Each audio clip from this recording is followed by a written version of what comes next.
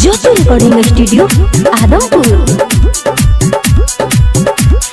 गैया के गोबर से अंगन लिपवनी, कुहरा के पुतावा से कलशा मंगवनी, कुहरा के पुतावा से कलशा मंगवनी। गैया के गोबर से अंगन लिपवनी, कुहरा के पुतावा से कलशा मंगवनी।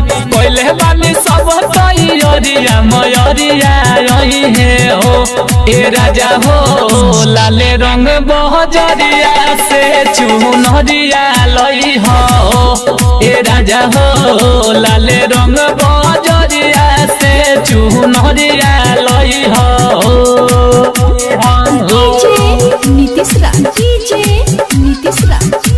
ए राजा हो, लाले रंग बहजरिया से चुनरिया लई हो।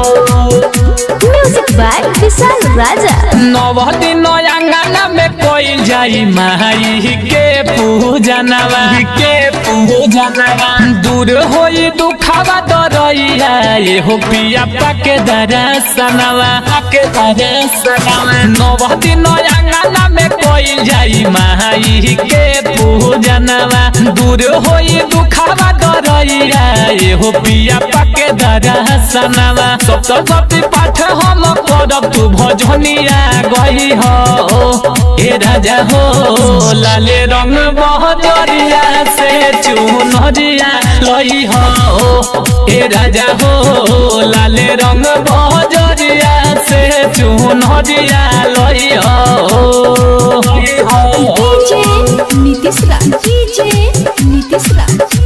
ए राजा हो, लाले रंग बहजरिया से चुनरिया लई हो।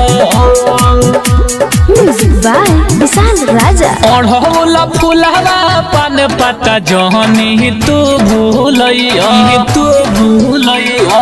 देव कुमार के संगवा ये पिया ले ले जइया, ले जइया।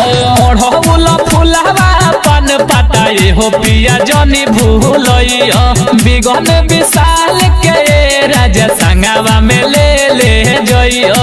राहव विकास से माई के भजनिया गवई हो ए राजा हो, लाले रंग बहजरिया से चुनरिया लई हो ए राजा हो, लाले रंग बहजरिया से चुनरिया लई हो।